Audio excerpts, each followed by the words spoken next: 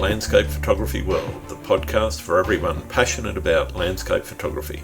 I'm Grant Swinburne. I'll be your host on this show, discussing the world of landscape photography. This time I'm talking to Amber Minto about her landscape photography journey. A family portrait and landscape photographer based in Sydney, Amber's journey began when she was in high school. After buying a camera, she chose to study photography during her HSC. It was during this time she realised she wanted to make a career out of photography. Since she completed her Diploma of Photography Imaging in 2018, Amber has spent time exploring New South Wales and New Zealand, capturing the beautiful scenery Earth has to offer. Her portfolio is full of beautiful sunrises and sunsets along the stunning coast of New South Wales. Amber loves a good road trip and spending time exploring new places. We discuss the value of formal photography education and how that has shaped her vision and work ethic. I hope you enjoy the show. Hi Amber, welcome to the podcast. How are you doing? I'm good. Thanks for having me on. Oh, real pleasure. I've been looking forward to this. I think some of the work that I've seen from you has been quite interesting, and I'm also interested in your professional photography story as well, because you stray very much outside the landscape genre when you got your professional hat on, but you're very much in the landscape genre when you're not. So, what's the Amber Minto story? Well, pretty much started photography in high school just out of interest, and that's where I got into landscape photos. So I guess landscape started as a hobby, but then I absolutely fell in love with it studying in high school. So Sure. Continued on to Billy Blue, where we studied all sorts of types of photography, and also loved portraiture, and that's where I've recently ended up working in childcare portraits, and from there I've gone into family portraits and that sort of thing as well. So with the childcare portraits, so I guess before we get into all the landscape stuff, tell us a bit about that. How did that come about, and what interests you there?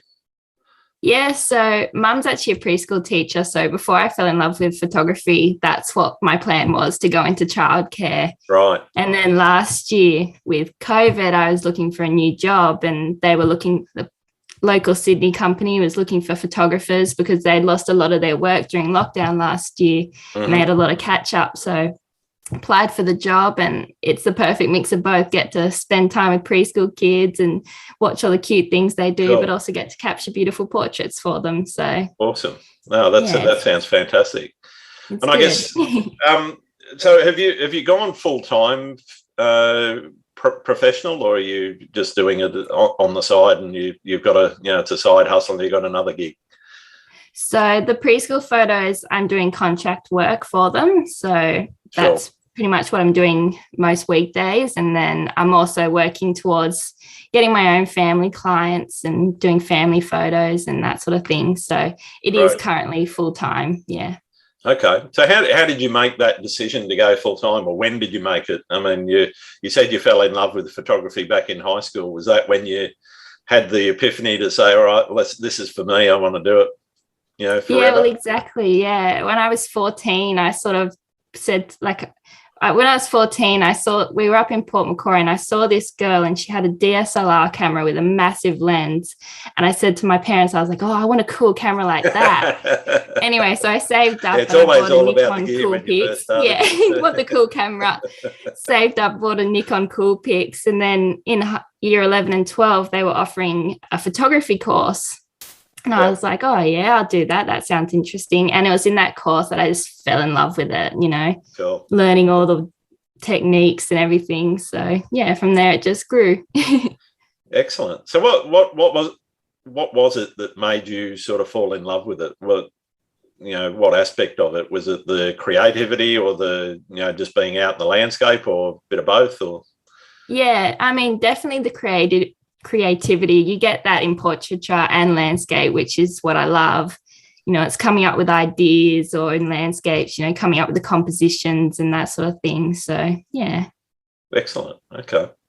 So what motivates you creatively? In terms of landscape, I guess it depends on the place. Different places create, I guess, different emotions, especially depending on, clouds. If you get those really bright skies, they're really happy pictures, but then you can also create really moody, landscapes. I like bad weather sometimes because exactly. bad weather makes Sometimes bad weather's good. Yeah, that's right. Yeah. So, I mean, it depends on how wet you and your gear wants to get. Yeah. Exactly. But yeah, I mean, for me, that's as soon as the heavens open, it's a signal to go and find a waterfall somewhere, because exactly. you're going to get some flow. Yeah, definitely. Yeah. So are there any particular things that you might be doing differently, I guess, that aspects that you've learnt through, your course there at Billy Blue or high school that you might be doing different to others? And, why do you do them as opposed to what other people might be doing? That's a good question. I mean, I guess everyone's learning. So, you might meet photographers who are still out there on auto, learning composition and that sort of thing, which obviously, is something you can learn by yourself or learn in a course. I wouldn't say that I'm doing anything differently to other people who have self-taught themselves, ISO, aperture and shutter speed, that sort of thing. But then again, doing the course, I was being trained by, photographers who are out there working in the industry. Yeah. And all of them have so many different, techniques and little secret tricks that you'd pick up from them. So you never know. I think that's definitely, one of the benefits for, I mean, I guess, watching YouTube videos and whatever, you do pick up somebody's not so secret tips because they're broadcasting. Yeah. But you certainly don't get that one-on-one ability to ask a question. Exactly. And that interaction, I guess that's to me what I think the real benefit of that sort of education is about. So definitely. Can you tell us a bit about what was involved in the course and what sort of things they covered? Did they cover just the technical aspects, or was it moving into the business aspects as well, or a blend of both? Yeah, so definitely a blend of both. The course is 1 year, so it's a Diploma of Photo Imaging, and it's pretty much split into 3 trimesters. So the first trimester, you're doing your basics, you're learning about lighting, you're learning about your your ISO triangle, all that sort of stuff. You're really getting to know how to use your camera and flash and everything like that. The second semester, that's when they start focusing on the different types of photography. So we did a commercial class, which covered fashion, food photography, all that sort of thing. And all your set-piece photography. Yeah, exactly. Get the lighting right. Yeah, that's it. And then we also did like media and documentary sort of photography. We covered that. They also do things like color management. So you're learning how to get your picture from the camera ready to print, that sort of thing, which I found really interesting. Yeah. And then the last term is very business, like, your business plan, ways to get out there. Setting you up so that you can actually go and set your business up. Yeah. Right. So when you're talking about the printing, do you print a lot of your own work for yourself or clients, or? Yeah, I do. I've actually got my own printer here, so I print everything by myself. I think there's no better way, honestly, than print. Like, you can look at pictures on the image on computers or Instagram and that sort of thing, but to see them blown up on the wall, like, nothing beats it. Yeah, there's nothing better than printing. I do big stuff on the wall as well as books. I mean, I've probably got about 10 or 15 books that I've printed. Either and it's a mix of your your typical landscape stuff that you might see me do on Instagram, and a bit of family stuff if we're on a holiday. We went to Japan a few years ago, or went to Peru, and come back with thousands of shots, and then you've got to sift through them and work out what's going to go into your book, and then it's very expensive because I'm up to 125 pages instead of the cheap deal they're doing for a 20-page book. Yeah. But it's definitely worth printing. I totally agree. I think the way that printing has changed from where it used to be when I was younger, and growing up with having to wait a week for your prints to come back in a little envelope, and then you'd stick them into into the photo album. It's very, very different, but in a way it also has that same tactile feel to it, I think. Exactly. You might wait a week, but you're getting this book that's ready to sit on a coffee table or in a bookcase. Exactly. Or whatever. Yeah. So I think too is with like those, like I've made photo books as well, and so have Mum, and she does all the family photos, but it's having those memories there to look at. You're not scrolling back through your phone trying to find things, and done that plenty of times. Yeah. I actually did something the other day. I archived pretty much everything that was on the camera roll on the phone, and just deleted everything off the phone. So at the moment, I think on my camera roll, I've got what I posted yesterday on Instagram and what I posted today on Instagram, and that's it. And a couple of other shots that I might have taken in between, but I just sort of, I've just got into the habit now of just culling it and not having all of these hundreds of shots floating around, I don't know. It just makes it easier to manage the phone too. Definitely. Not taking up space. That's another big deal. So how's you said you're doing portraits. I mean, the current lockdown must be affecting that pretty seriously. Yeah. So how are you staying motivated at the moment with the current restrictions, and how are you keeping the business alive and afloat? Well, it's been difficult, that's for sure. Motivation wise, I'm not even gonna lie, I've been struggling. It's hard when you feel like you've got nothing to do, but I'm lucky I live at home still, so I've got my sister, and I've been convincing her to do some portraits for me, and attempting self-portraits every now and again, so that helps. But business wise, it's not the easiest with any of my clients. We've just had to keep rebooking, and we just have to wait and see what happens, really. Same with the contract work. We can't go into preschools, and most preschools have hardly any kids anyway, so it's all just a big waiting game. Well, I guess the only thing that is looking good is vaccinations are heading in the right direction, and hopefully once we get to a reasonable number there, we'll be able to get out and do something. Yeah, that's the goal. So when was the last time you got out to shoot? Were you shooting right up until lockdown day? Yeah, pretty much. Yeah. Once lockdown hit, then it just froze. So whereabouts was that? Where did you get to?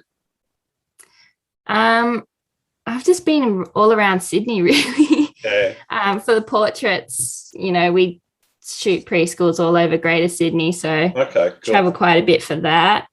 I was meant to be on the South Coast the second week of lockdown, so that was a shame. Was really excited for that trip, but hopefully afterwards.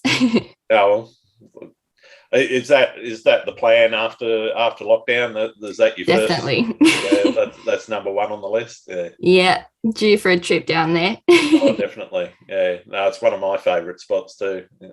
There's so much to shoot; it's endless. I mean, mind you, I'm not sure where I'm going to go, but I was doing a series on waterfalls down around the Okay. Illawarra, so Yeah. around Macquarie Pass National Park and Minamurra Yeah. Falls and all of those. And I was planning to sort of try and get to all of them, Mm. and just sort of lining it up with a bit of rainy weather to, get nice moody waterfall shots, which was kind of what I was looking for. But that all went on hold. So I don't know whether, it depends on the weather a bit, as well Yeah. when we do get out, as to whether or not I'll continue that project or move on to something else. I'll probably get Yeah. distracted. I'll see something else that's a shiny object and go and do that. uh, So what? Moving into the landscape genre, what are you trying to communicate with your photography, or get across to somebody that might look at it? yeah. Well, with my landscapes, I really try to capture what's in front of me. Like, I really like to keep them simple, natural, just show exactly what's in front of me. I guess my goal is, though, I really do like that pastel soft kind of look, Yep. especially at the moment. That's where I've sort of gone into recently. So I really want to create, images that can be put in a space and, create calm and joy and bring a bit of color into people's homes. So Yeah, nice. that's my overall goal.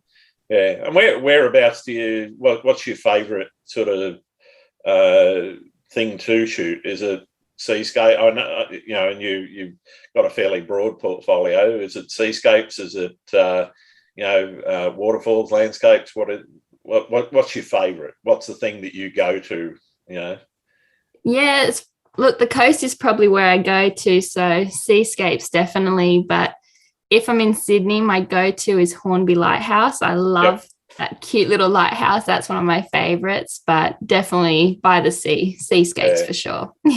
Cool. No, I'm with you. I love being knee deep in flow, and trying not to get my gear too wet. Exactly. So you said you're moving into that pastel style. I guess what is it? Is it just the joy that it brings? Is it you just like that sort of feel to it, or?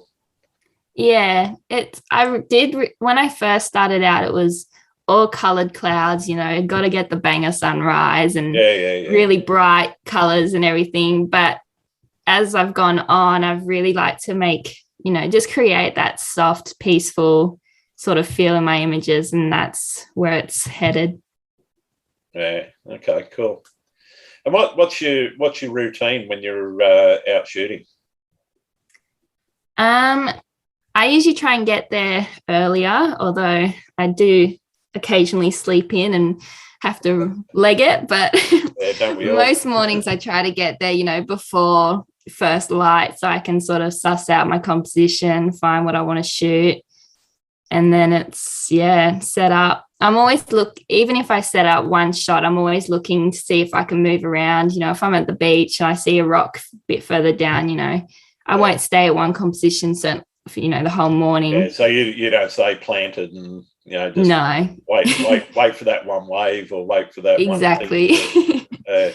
No, I try and get a few different things. So yeah, I'm a bit the same that way.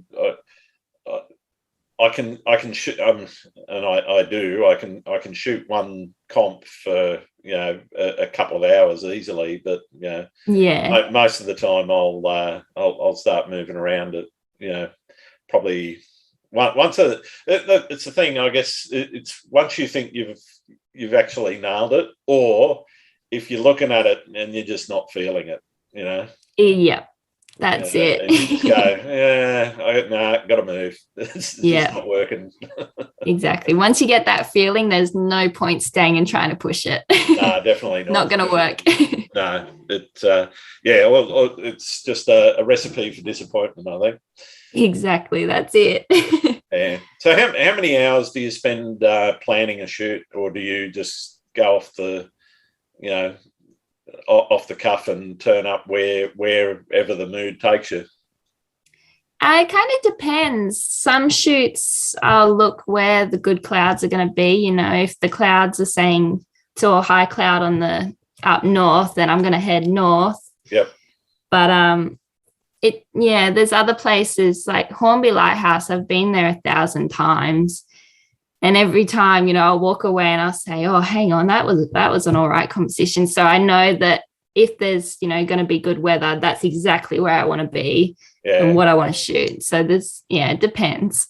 Yeah, I like Hornby. For those that don't know it, it's a small red and white striped lighthouse that sits on South Head at the entrance to Sydney Harbour.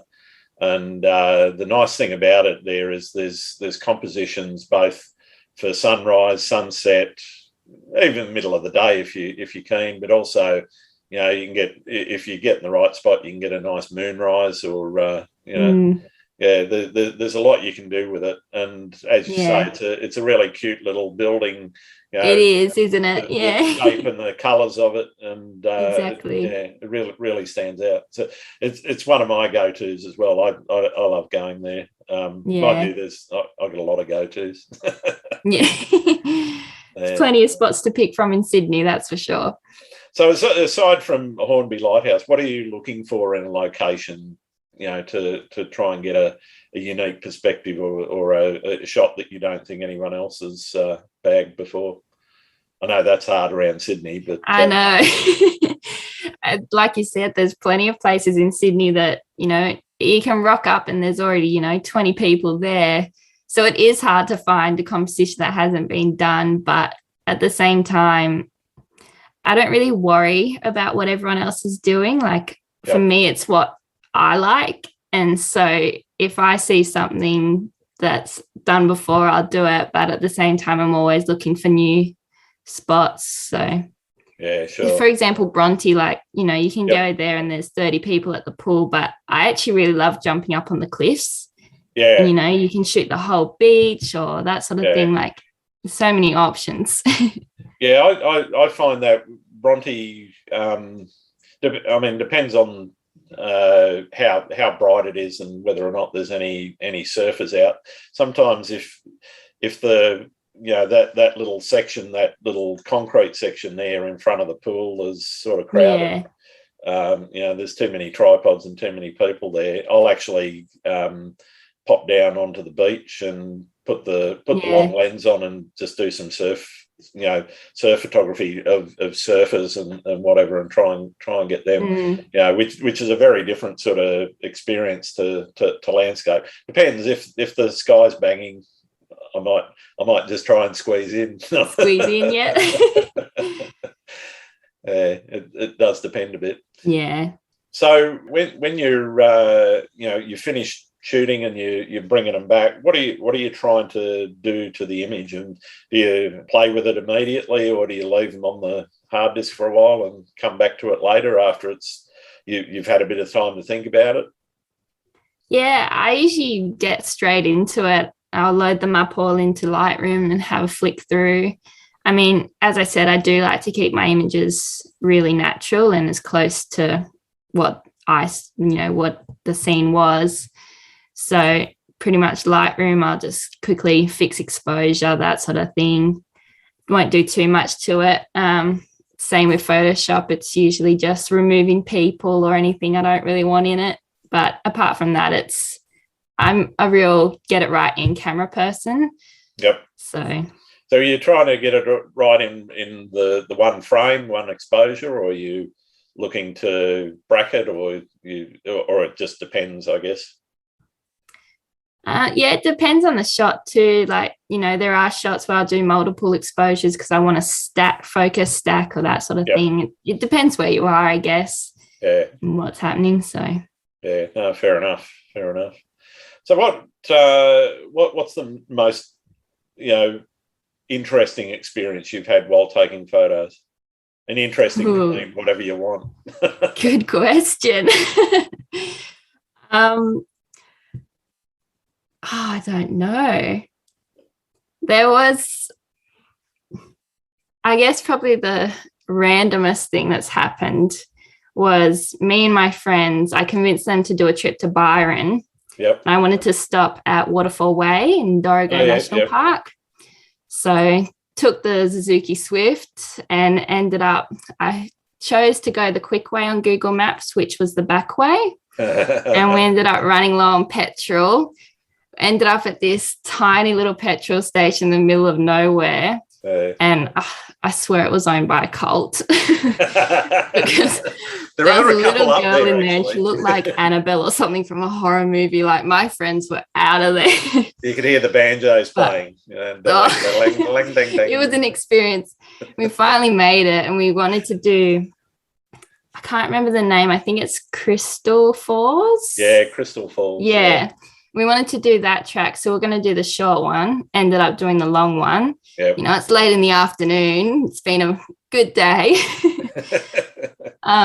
We did get some pictures. I did get a picture I was happy with, but at the end of the walk, I was so excited to be over that I turned around cheering to my friends, and when I turned back around, I went straight into a tree. Ouch. Yeah. So that's about as good as it gets. Oh, wow. You didn't break any gear, though. No, the gear's always fine. The gear always comes first, isn't it?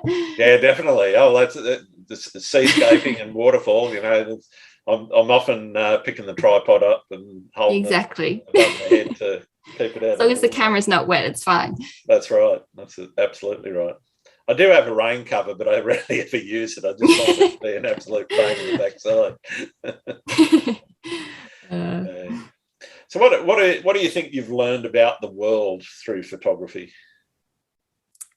Ooh, that's another good question. What have I learned about the world? I guess if we're talking about people, I've learned that there is a lot of support out there. Yeah. You know, we've probably got one of the best communities. You know, everyone's so supportive, especially, I know I've met so many people here in Sydney through photography. You know, they all make really good friends, and everyone's interested in what everyone's doing, and pretty good like that. And what are the 4 things you can't live without? Ooh, I mean, I love my camera. So that's got to come with me. Can't live without chocolate, that's for sure. Can't live without family. I need them. You know, they're my biggest support here. Number 1 fans. They've been really good. You know, my sister, I can still convince her to jump in for portraits, and Mum's always willing to come out for a sunrise if I'm going. So they're awesome to have. And lastly, I guess pizza. Pizza, all right. Love pizza. Well, I'm not going to ask you that question just yet, but that's coming up. All right. So how do you see social media and the way that it's going in relation to, you know, not just your photography, but photography in general? You know, do you see it as a positive, having a positive impact? I know it has some negative impacts, but, you know, what do you see as its positives? I mean, going back to community, there's so much support out there. Yeah. But also it's such a great way to reach out to clients. Like, it's just another way to show off your portfolio and reach potential clients and that sort of thing. As you said, it does have its ups and downs, especially Instagram and getting caught up in the likes and all that sort of thing. Yeah. I think everyone's kind of been there. I think when they did turn it off, I think they've turned it back on, but when they turned off the ability to see people's likes, that was the best move they ever made. But I agree. 100%. I think they backtracked, unfortunately, but you know. Yeah. But to me, it's never been about the competition for likes and everything. It's as you say, it's trying to get your work out there, getting people, you know, to actually see it and, you know, engage with it in some way. And to be honest, I never really focused very much on the likes. Always more interested in when somebody makes a comment, you know. Yeah. And the ones, I mean, you know, the wow, great shot, they're great, but the ones that I'm really interested in are the ones where somebody's sort of asking you about, well, how did you do that, or what what was that like? You know, they're the Yeah, ones that I really enjoy engaging with, because they're a little bit out of the ordinary. They're interesting, and you know, you can actually start to have a bit of a dialogue with people instead of just, you know, exactly. just saying, "Wow, I like that," and you go, "Oh, great," you know. Yeah. Thanks very And much. that's what I love about stories too, is Yeah, you can connect with people through stories. You know, you can start a conversation with something they've posted, or someone asked me a question. Like, I love being able to help and, you know, help the community grow and that sort of thing. So yeah. it's So good in that aspect. what would you, you know, say to somebody that's just starting out? You know, say high school age, another Amber, or a much younger Grant. You know, what would you say to them about, you know, if they had an interest in photography, particularly landscape photography? What tips would you give them? Well, you know, there's a lot out there that says photography is hard to get into, and, you know, No, it's it's a a crowded hard market, very business, you much know, so. you know, I've had plenty of people say to me, oh, but isn't like photography hard to start your own business? Because there's already, you know, so many people out there.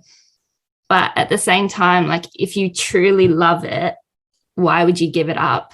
You know, it's at the end of the day, all that hard work is worth it. Like, I love going to work and photographing families or capturing beautiful landscapes to fill homes with, you know, Yeah, nothing beats it. So yeah, I totally. definitely start with that. Well, that's the thing. I mean, if you can do something you love, you know, why not make money out of it if you can? You know, I guess Exactly. if it does start to become a, you know, a chore and something that you don't like, well, I always say stop doing it. You Yeah. know, but yeah, Yeah, that's if you true. can make money out of something that you really enjoy doing, well, yeah, great. Yeah, Yeah. exactly. So, what is the best thing about being a photographer? Um, Landscape wise, it's really refreshing being able to get out there in the morning. Like, you know, it's really peaceful. I don't know Mm-hmm. if you feel the same, but I love Oh, just definitely. being out there. Even if you're alone, you know, somewhere quiet, it's just a super peaceful experience, and nothing beats that. But then also being able to create images that people want to put on their walls, you know, Yeah, it's a great feeling. And then portrait wise, I mean, you're creating memories for these families, and yeah, that's what better right. thing Yeah, than that? absolutely. Totally agree there. What's the worst thing about being a photographer? I mean, I'm sure any small business owner feels it. It obviously has its ups and downs. I mean, look at now, you know, I've got no work, so it's definitely down at the moment. Yeah. But, you know, so probably the worst thing is it can take a while to start up. Mm-hmm. And I mean, I struggled with a bit of self-doubt, especially at the beginning, but now that my business is starting to grow, you know, it all puts it in perspective, and I love it. So Yeah, yeah. I guess, you know, everybody has that imposter syndrome. I think, you know, yeah. in everything they do. I mean, I've been in an IT career for many more years than I care to remember, and Mm. I still look at what I'm doing sometimes and go, should, should I be here? It's not, am I good enough? I kind of got from the fact that I'm actually, you know, made a quite nice career out of it, that Yeah, I'm good at what I do. But you know, you do sit there sometimes and go, well, you know, am I in the right place? exactly. It can sneak up on you, but at the end of the Yeah, day, you got to you just push have it to back remember you're down. doing what you love. That's it. That's exactly it. Yeah. And if you do love what you do, then you know it makes it all the easier. I think, you know, and Exactly. you know, whatever it is that you've chosen to do, I think the important thing is for people to, you know, engage with it and, you know, stick to it and enjoy the good bits as much as they can. There's always bad bits about every job. Exactly. You That's know, right. Yep. so Can't there's a have it lot. all. No, that's it. There's a lot of things I don't like doing, but you know, there are also a lot of benefits and a lot of things that I do like doing. You know, but one of the things that it has enabled me to do is quite a lot of travel and, in particular, buy a bit of gear and do, take the time to do some photography, And so it's things like that that I think make all the difference, whether it's a career in photography or a career where photography's, I guess a hobby. It's a bit more than a hobby for me. It's more of an obsession, but for me, it's about making sure that you enjoy yourself, and you've only got one life. You might as well use it well. 100%.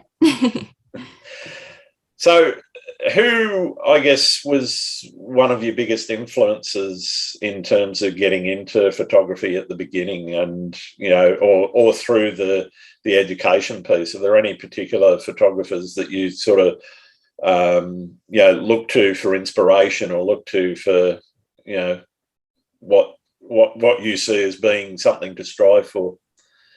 Yeah, I mean, when I first got into photography and the whole Instagram world, Brett Wood was one of the first photographers I followed. Yep. And I've always loved his really simple editing style. He keeps it very natural. I think that's the sort of, that's where I've gotten that from. Like, I love that simple look. Sure. Ken Duncan's always a big name that comes up when studying photography. So, I mean, I think everybody knows Ken Duncan. Yeah, everyone's certainly heard of him. And I mean, there's some people that love him and love his work, and there's other people that look at it and go, no, not for me. And but that's every photographer, I think, Exactly. There's always going to be love and someone they don't. Yeah, there's always going to be haters, and there's always going to be people that adore it, Exactly. Even if it's only one. So who else? Sorry, I kind of interrupted. Melissa Finley. She's a travel photographer. I love her work. She's got some amazing images from all over the place. Also Art Wolf. Yeah. Love his work. Some incredible pictures. Absolutely. Some of his stuff is just insane. Yeah.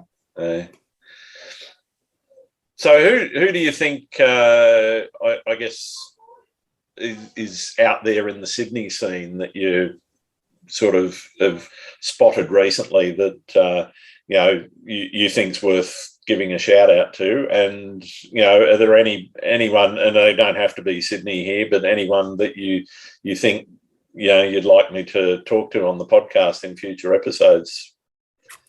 I mean, in Sydney, there's plenty of people. You bump into new faces all the time out here. Yep. I mean, I've got so many friends. It'd take a few to get through them.